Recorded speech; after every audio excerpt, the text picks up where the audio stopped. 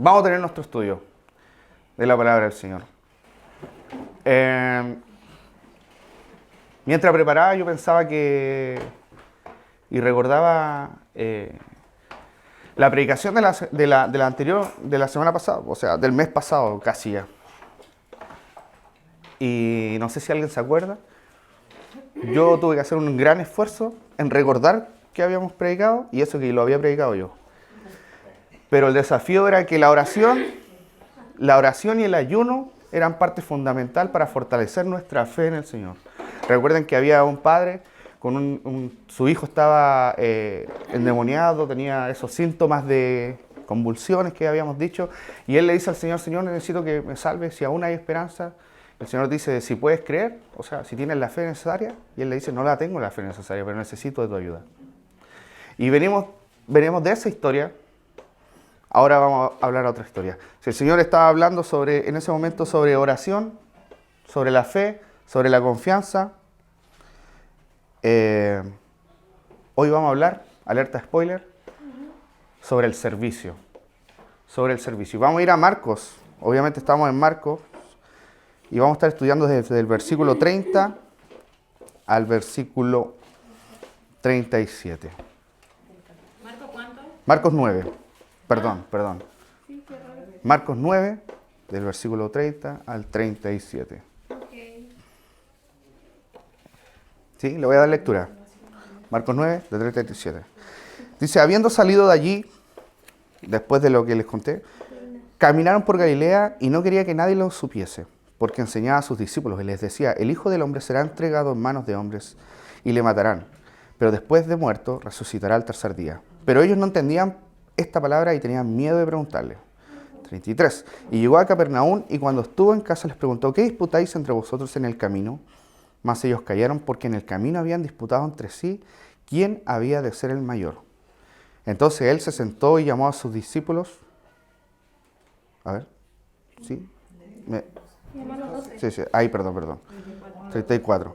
Más ellos cayeron porque habían caminado. 35. Entonces él se sentó y llamó a los 12 y les dijo: si alguno quiere ser el primero, será el postrero de todos y el servidor de todos.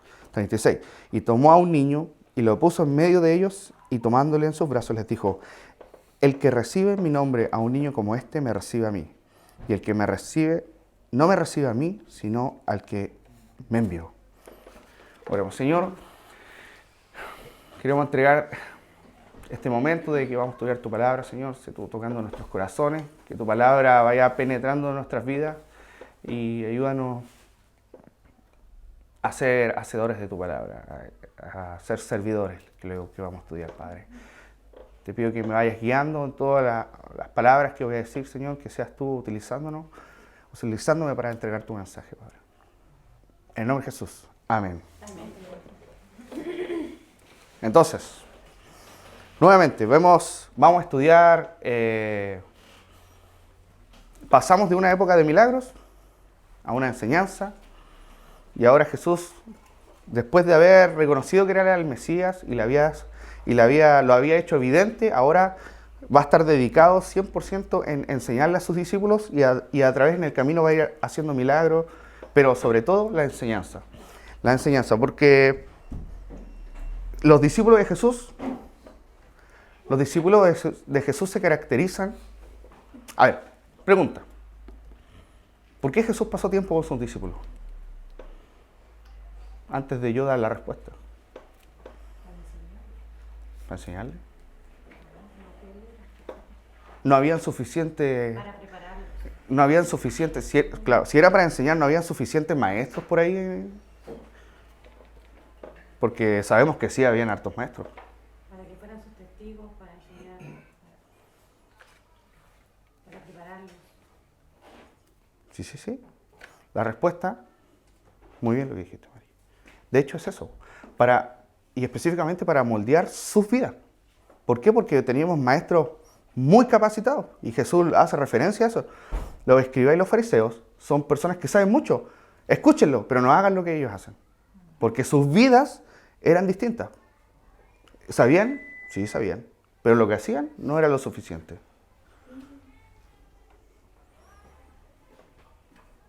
Adelante, querido pastor. Buenas noches. Anduve perdido media hora. ¿Verdad? Oye, pero el 24 de diciembre ya pasó. Ya. Viejito Vascuero, adelante, por favor. Ah, se perdió el... ah. Muy bien, bienvenido, tío. Qué rico verlo. Nadie se va sin darle un abrazo y saludo, por favor, a mi tío. Continuamos, entonces. Sí, ¿está bien, hijo? Bien. Bueno. Entonces, Jesús quería moldear el carácter y enseñar a sus discípulos. Y es lo que va a estar enseñando en esto, de aquí en adelante. ¿Por qué? Porque una cosa es tener el conocimiento y otra cosa es vivir ese conocimiento. Y Jesús le dice, claro, ustedes creen en mí, lo vimos anteriormente, pero no me creen a mí. Saben lo que yo soy, saben lo que vengo a hacer, pero no soy necesariamente la persona que quieren que transforme su vida. Y el primer punto, vamos a ver el punto 1 del versículo 30 al 32, que dice, habiendo salido de allí, caminaban por Galilea y no quería que nadie lo supiese, porque enseñaba a sus discípulos y les decía, el Hijo de Hombre será entregado en manos de hombres y le matarán, pero después de muerto resucitará el tercer día. Pero ellos no entendían esta palabra y tenían miedo de preguntarle. Primer punto, vamos a ver el Mesías humillado. Y vamos a ir viendo que va a haber contexto. Punto 1 vamos a ver el contexto, punto 2 vamos a ver el contexto y el punto 3 vamos a ver cómo se resuelve esta enseñanza. Y Jesús enseña. El Mesías humillado. Jesús, 3 veces en Marcos, 3 veces cuando declara abiertamente sus propósitos, que Él debería ser entregado, que Él debería sufrir. Estamos en Marcos 9, del 30 al 37. Cada vez, esas 3 veces, fueron... ellos confrontados con esa verdad y no aceptaron el mensaje como debía ser aceptado y no entendieron el mensaje como debía ser entendido. En el Evangelio, cuando nosotros queremos predicar el Evangelio y evangelizar, nosotros, o sea, hay distintas formas. Uno dice, bueno, Jesús te ama, Dios tiene un plan para ti. Ok, todo bien. No tengo ningún problema con eso. Pero debemos recordar siempre, cuando queremos evangelizar y hablar sobre el plan de salvación, entre comillas, no podemos olvidar a Dios, el Creador, al hombre, que es la caída. Tercero, está Jesucristo, la respuesta a esa caída para volvernos al Padre. Y hay una cuarta, que es la importante, es la respuesta. Vemos en Hechos, cuando Pedro hace su primer discurso, él predica y dice, y entregaron a Jesús, y y dice más abajo, y conmovidos de corazón, y dijeron, ¿y qué haremos? Esa respuesta es la importante. Y acá claramente Jesús estaba explicando el mensaje, claramente, pero no había una respuesta hacia lo anterior. Porque de hecho, ellos tenían, en el 8:32 vemos que Pedro le dice, y le dice, pero Señor, ¿usted no tendrá otro plan mejor? Y la trataba de convencer y decir, Señor, lo estudiamos anteriormente. Después ahora en este vemos también que hay una ignorancia, que no lo entendían y no le querían preguntar tampoco. Y después vamos a ver en el 10 más adelante, en el 10:32 al 45, que Jesús nuevamente le dice, y Jacobo y Juan le dice, ya Señor, gracias por esa información, pero yo podría estar sentado a tu derecha y mi hermano a tu izquierda. Entonces vemos que a través de la iluminación, de que Jesús le muestra el plan, no hay una respuesta y un entendimiento que se necesitaba. ¿Cuántos hay? El no entender y tener miedo de preguntar tiene que ver muy estrechamente con el conocimiento judío del Mesías. Y esto quiero entenderlo. ¿Por qué? Porque le puse el título 1, el Mesías humillado. ¿Y por qué? Porque para nosotros la palabra hijo de hombre, cuando él dice, Jesús acá en el 31, el Hijo de Hombre será entregado en manos de hombres y le matarán. Para nosotros la primera lectura la pasamos por alto. O sea, para nosotros, Hijo de Hombre es parte del cristianismo, ¿no? Es decir, Hijo de Hombre es como, el Mesías, el Cristo.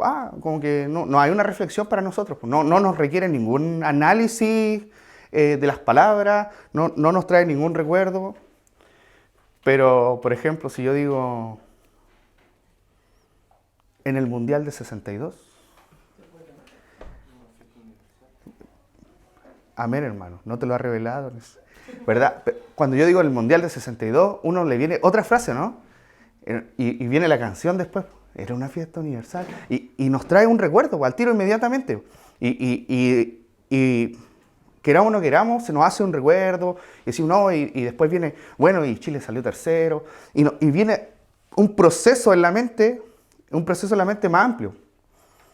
Que no es simplemente el Mundial de 62 y como que, ya pasamos por alto, sino que viene un proceso. Y para ellos, si era esta frase, se hacía un problema. Y vamos a verlo, porque Jesús,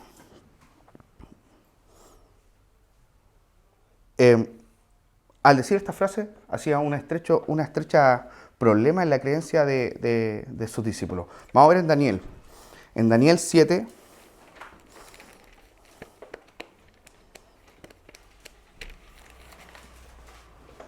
Daniel 7. 7:13.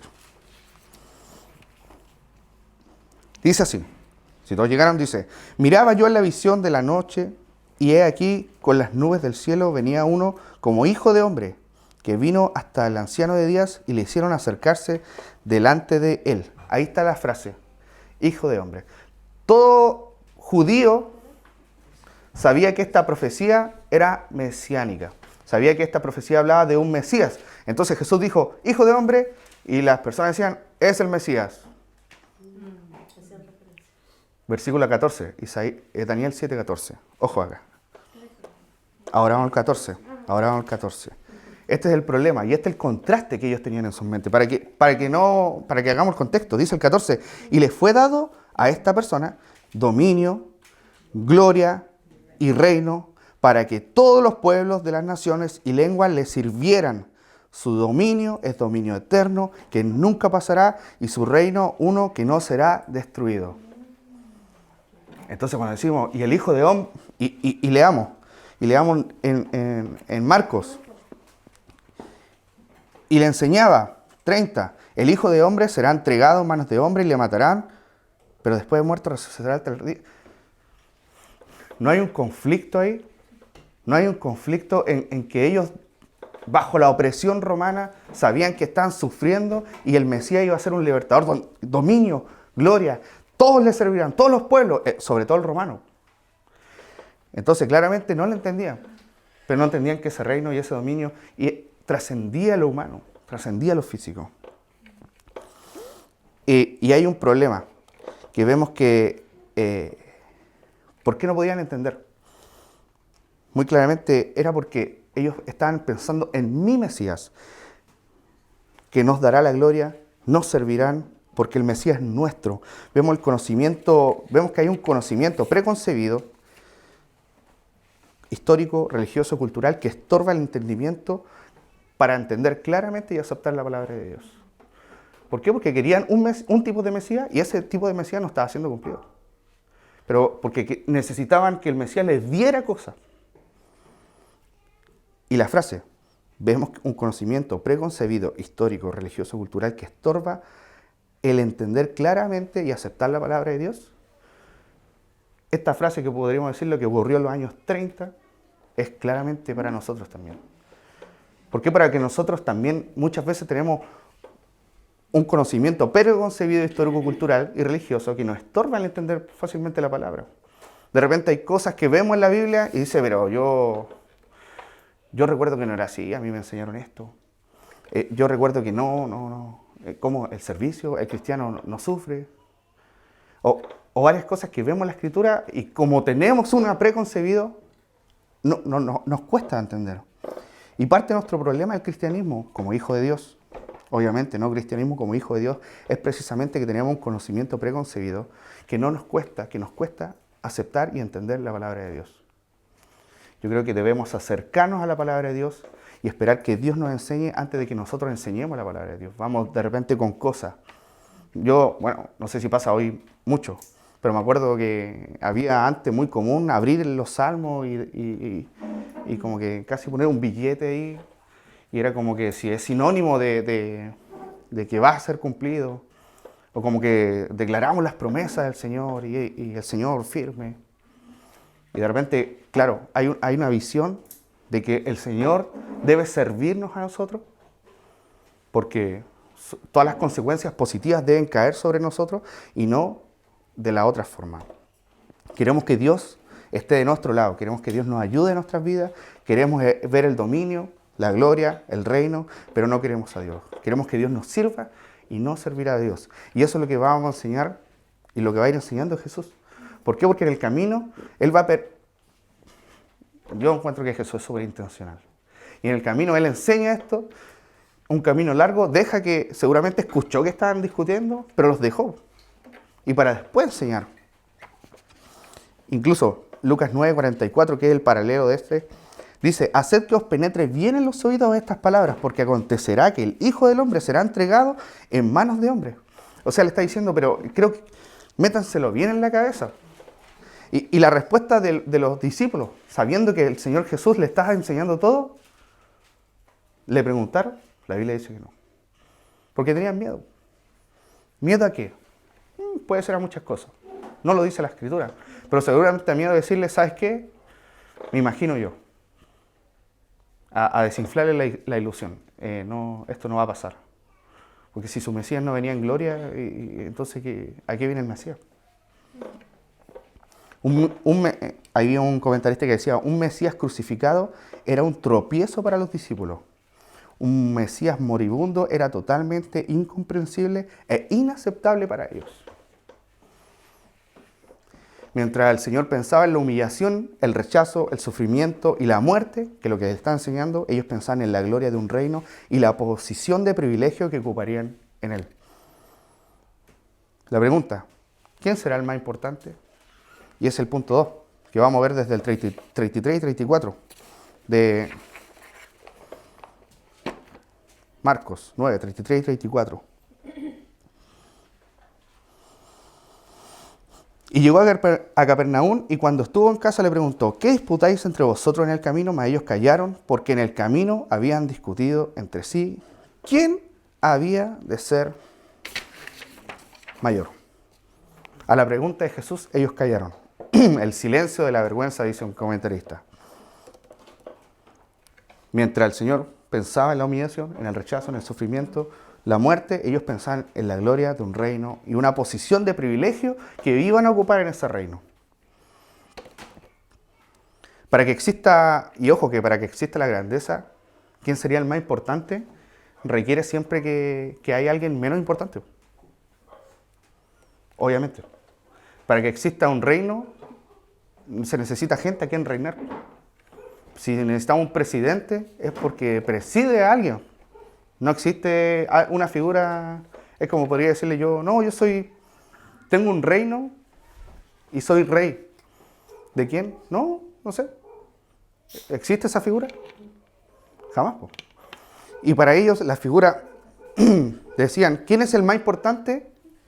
Es porque querían hacer una escala de personas y de evaluar quién iba a estar más arriba y quién iba a estar más abajo. Y eso, aquí, y como diría mi abuelita, aquí en la quebrada del ají, eso es grandeza, enaltación, soberbia. Y lo vemos en todo lado. Pausa. La falta de humildad y la búsqueda de exaltación personal es algo que afecta a todos. Y como vemos en el texto, en todos los tiempos. Pasa fuera de la iglesia, claramente todos sabemos eso, que pasa fuera de la iglesia. Y pasa en la iglesia, no sé si tan claramente. No sé si tan claramente, pero sí hay un problema que pasa en la iglesia. Y no sé por qué nadie quiere, quizás nadie quiere reconocerlo. Y pasa con todos los que formamos la iglesia, ¿eh? Porque decimos, no, el pastor, claramente el pastor le gusta exaltarse y vemos como claro, y nosotros mismos decimos, no, que el pastor está arriba. Y como él está arriba, él dice algo, soberbio. Pero nosotros en distintas formas de la iglesia, no existe el pastor arriba y alguien abajo, todos somos por iguales. Por eso digo que de distintas formas, todos nosotros en la iglesia, formamos la iglesia, nos pasa sobre exaltarnos. Los discípulos de Jesús debían desear el servicio y no la exaltación. Y nosotros como cristianos debemos buscar el deseo de servicio a nuestro Dios. Y ojo, la Biblia está llena de exhortaciones, está llena de exhortaciones sobre la humildad. A la iglesia hay instrucciones y no voy a pasar por alto eso. ¿Por qué? Porque claramente puedo decir ahora, sí, la iglesia pasa y gracias, hermano. ¿Y cómo pasa? Pero ojo, voy a ir lanzando versículos, los tengo anotados. Efesios 4, del 1 al 2. Yo pues, preso en el Señor, os ruego, que andéis como es digno de la vocación que fuisteis llamados, con toda humildad y mansedumbre, y soportando con paciencia los unos a los otros en amor. Efesios 4, del 1 al 2. Voy a otro. Filipenses 2, 3. No hagáis nada por contienda, por vanagloria. Antes bien, con humildad, estimando a cada uno de los demás como superiores a él mismo. Nuevamente, humildad, qué raro. Colosenses, ya llevamos 3 libros distintos. Colosenses 3:12, vestidos como escogidos de Dios, santos y amados, de entrañable misericordia. Es parte de la ropa del cristiano. De benignidad, de humildad, de mansedumbre, de paciencia. Santiago 4:6. Pero Él da mayor gracia, por esto dice, clásico, ¿no? Dios resiste a los soberbios y da gracia a los... ¿Será coincidencia que acabamos de citar 4 libros distintos? ¿Será coincidencia que en todos los libros la humildad y esto de que el cristiano debe ser humilde y se debe vestir de esto y debe buscar esto, sea necesario? Claramente no. Si pasa ahí, ¿por qué no pasaría ahora? Y por eso digo, quizás no es tan claramente, afuera de la iglesia es claro, no, a esta persona le gusta exaltarse. Y, sí, afuera es evidente y todos apuntamos. Pero a veces acá dentro de la iglesia, en la forma en que estamos, no nos damos cuenta. Y debemos buscar eso, ver. Mientras Dios es el de la gloria y se humilla a sí mismo, nosotros que deberíamos ser los de la humillación, somos los que nos exaltamos. Ojo en eso. Y por eso puse punto 1, el Mesías humillado, dice yo, el Hijo del Hombre, sí, ese Mesías, sí, voy a ser entregado. Esa palabra entregado es la forma de que me van a tomar y va a pasar este proceso. No es que me van a pillar, sino que el Señor dice, esto va a pasar porque yo voy a dejar que pase. El Mesías humillado y los discípulos engrandecidos. Me gusta que el relato diga que en el camino discutían y da a entender que no era una conversación. No era una conversación, sino que era quizá una, no sé si riña, porque no era mala, pero sí habían argumentos, había justificación, había postura, y en el camino decían, sí, yo voy a ser más grande. ¿Por qué no? Porque yo fui al cerro y no te puedo decir lo que pasó, pero pasó algo bacán. ¿Sí? Pasó algo bacán. Pero no te puedo decir porque el Señor me dijo que no te dijera, no, pero es que yo fui el Señor con esto. Y, ¿me entiendes? En el camino, me imagino el contexto ese, y el camino es largo. No tomaron el colectivo, caminaron. Así que era largo, y me imagino la postura, los argumentos, la justificación, y el Señor dejando que todo esto pasara. Armando un castillo, armando una estructura sobre algo que no existía. Y nosotros muchas veces somos así. Empezamos a armar cosas y no nos damos cuenta que estamos armando glorias para nosotros mismos, cuando la gloria es de Dios. Y nosotros deberíamos ser simples servidores. Notemos esto, que Jesús estaba formando a estos hombres, que serían los fundadores de la iglesia. Imaginen personas que están buscando los primeros lugares, personas que quieren ser el competir, quien quiere ser el mayor y van a ser los fundadores del evangelio, de la iglesia. Son estas personas iban a ser los que iban a llevar el evangelio a todas partes. Y vemos que la humildad no está haciendo parte de su vida. Por eso es importante pasar tiempo con Jesús, ¿no? Es Jesús quien iba a moldear el carácter de estas personas y después vemos personas transformadas. Paréntesis. Necesitamos vidas transformadas. Es a través de Jesús que nuestras vidas y nuestro carácter va a ser transformado. No hay otra forma. No se puede mentir en esto. No se puede mentir. Porque algunos vemos que predicaban a Jesucristo por vanagloria, por ganancia deshonesta. Pero el cambio en el corazón sobre todo la humildad y no engrandecer, viene acercándose a Jesús. No hay otra forma.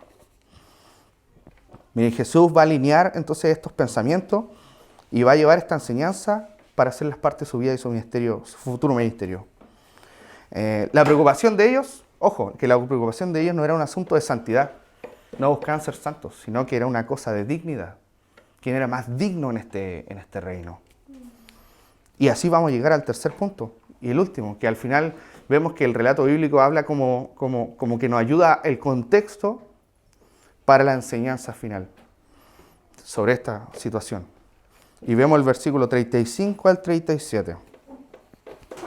Dice, entonces, él, después de este silencio incómodo que nadie dijo nada, 35, entonces él se sentó y llamó a los 12 y les dijo, si alguno quiere ser el primero, será el postrero de todos y el servidor de todos.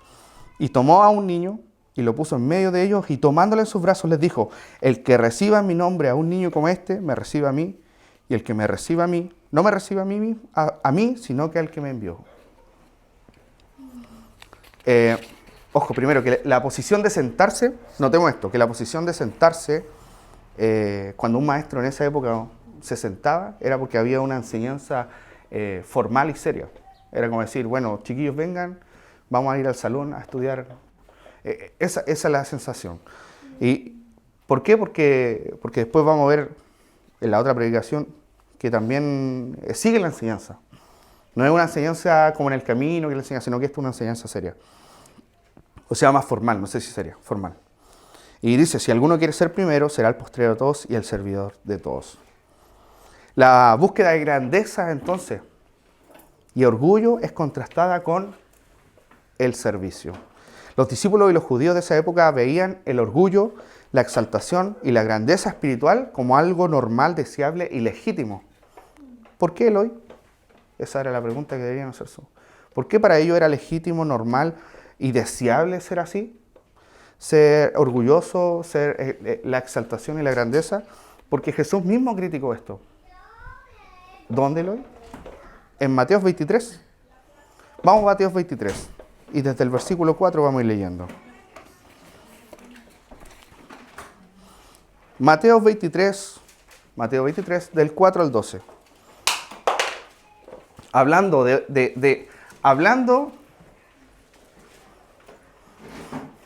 hablando de los líderes espirituales y representantes espirituales de esa época. Mateo 23. Mateo 23. Sé que eran los fariseos, pero pensé... Es que si decimos fariseos, al tiro se nos viene en la mente algo negativo.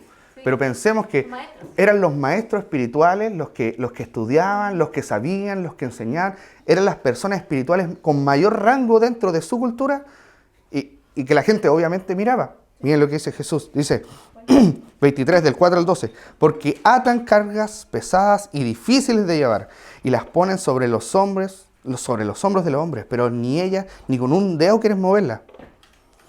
Antes, hacen todas sus obras para ser vistos de los hombres. Ahí mire, ni ellos quieren moverla, o sea, ellos quieren agrandar algo que es inalcanzable para hacerlo más lejano. Y así, para ser vistos por los hombres, eso no es grandeza, no es exaltación, pues ensanchando sus filacterias, esa era parte de su traje, y extendían los flecos de sus mantos, y aman los primeros asientos en las cenas, y las primeras sillas en las sinagogas, y las salutaciones en las plazas. Y que los hombres los llamen rabí, rabí. Pero vosotros, en contrario a lo que dice Jesús, pero vosotros no queréis que os llamen rabí. Porque uno es vuestro maestro, el Cristo, y todos vosotros sois hermanos. Acá, ven eso de lo que les dije, acá todos somos parejos. 9. Y no llaméis Padre vuestro a nadie en la tierra, porque uno es vuestro Padre, el que está en los cielos. Ni seáis llamados maestros, porque uno es vuestro Maestro, el Cristo. 11. El que es mayor de vosotros sea vuestro siervo, porque el que se enaltece será humillado y el que se humilla será enaltecido. ¿Qué tal? Ellos, claro, buscaban los primeros asientos, buscaban que les servían. Y claro, ahora aquí lo vemos como malo, obviamente era malo, pero esto no pasaba normalmente. Los judíos y los discípulos seguramente veían estas actitudes como normales y eran parte de ser un líder espiritual que con mucho conocimiento de Dios era ser así. Si no eras así, entonces era raro. ¿Como quién? Como Juan el Bautista. Se vestía raro, comía raro. Iu. Y por allá llamaba a la gente al arrepentimiento. Fome. La gente quería la grandeza. Y en todas estas características eran abiertamente aceptadas por la cultura judía. Abiertamente aceptadas, entre comillas. Y Jesús contrasta esta exaltación, autoexaltación, el orgullo, con el servicio. Y hay que notar que no hay una implicación negativa en la figura de ser postrero y servidor. Eso no quiere ser... No. En el relato, en Marcos 9, cuando dice el que quiere ser primero será el postrero, eso no tiene nada de negativo en la palabra original, sino que quiere decir, esa es la forma y eso está bien, pero esta es la forma. Que ustedes si quieren buscar, como lo decía también Mateo, si ustedes quieren ser exaltados, deben humillarse y así humilladamente se van a exaltar. La grandeza de la vida cristiana tiene que ver con la disposición voluntaria a servir. ¿Por qué? Porque la palabra que se ocupa acá para servir, debe ser servir a todos, es diáconos,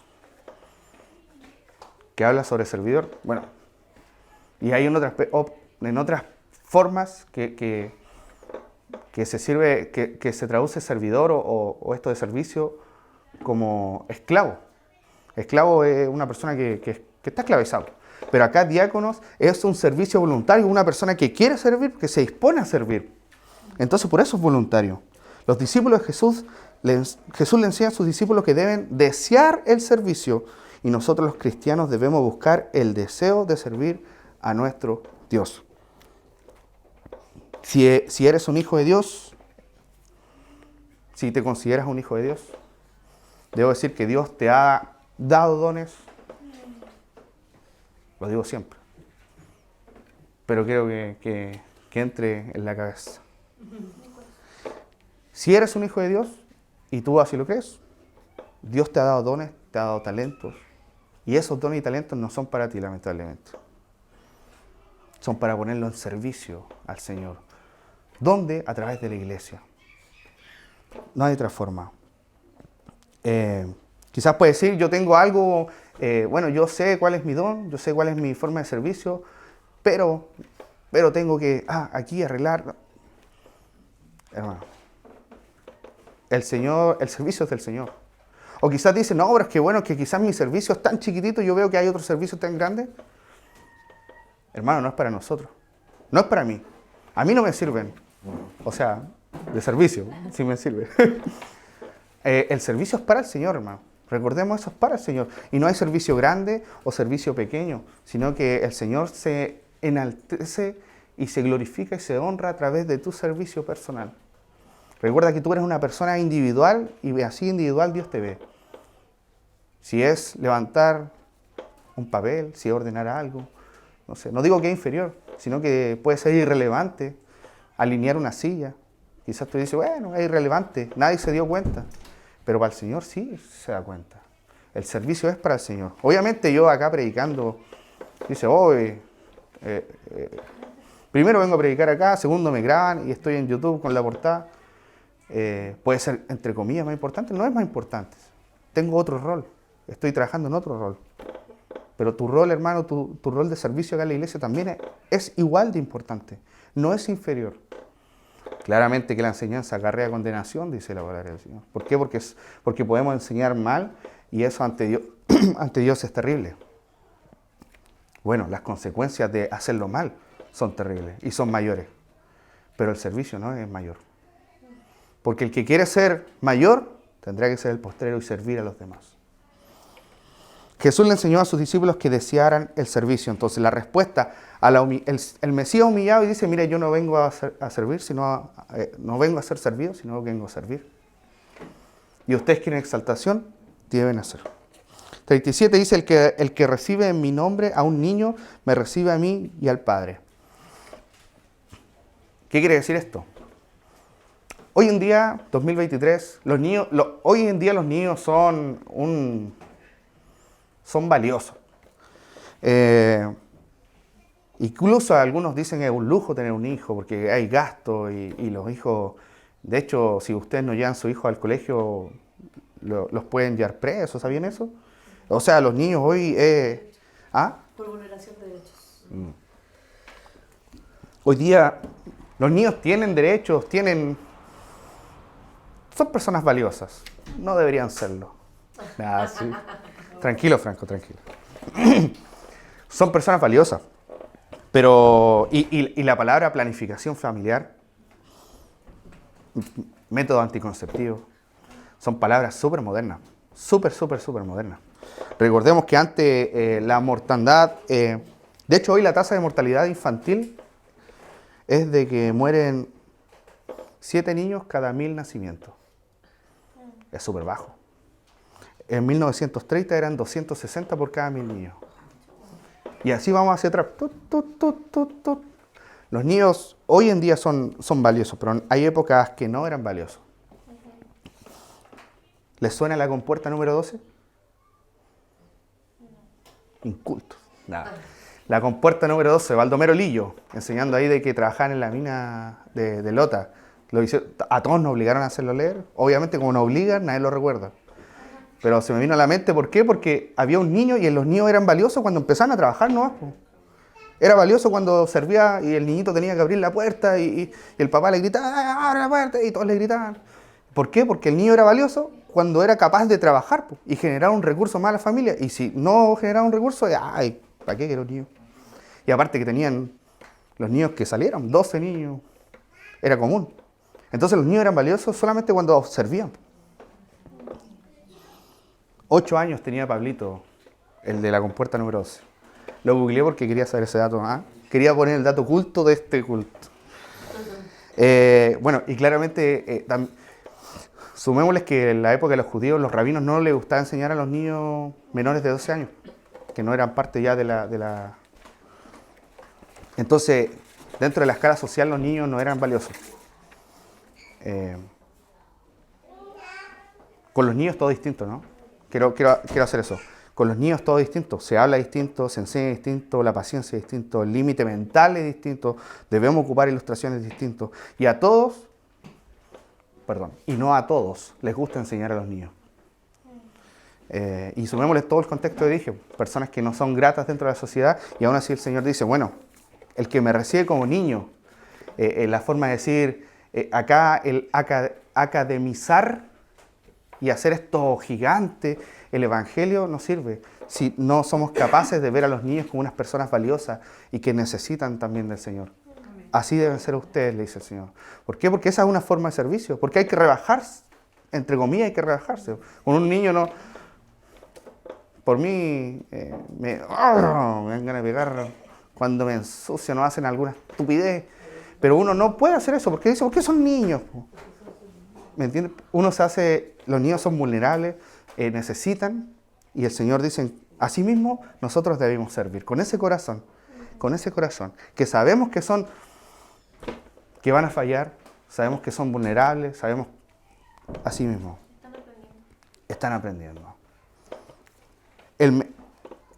Conclusión, el Mesías humillado, vemos entonces, punto 1, el Mesías humillado está mostrando que su misión depende de un sacrificio que vino a servir, no ser servido en obediencia al Padre.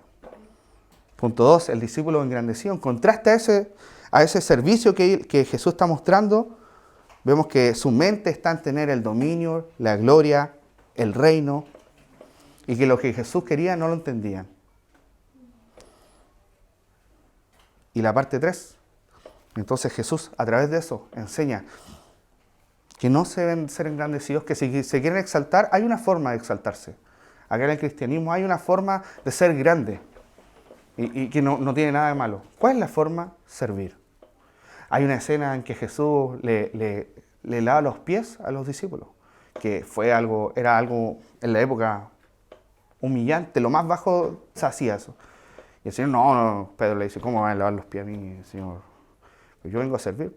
Y eso quiere mostrarle, que la humillación en el servicio, porque en el servicio quiere humillación. ¿A quién le gusta atender la mesa? Por algo existen los restaurantes, ¿sabían eso, no? ¿Por qué uno va a comer afuera? Bueno, ¿porque es rico? Sí. Pero porque nos gusta que nos atiendan. ¿Verdad? ¿Por qué vamos al mall a comprar? Porque alguien diseñó y armó esas cosas.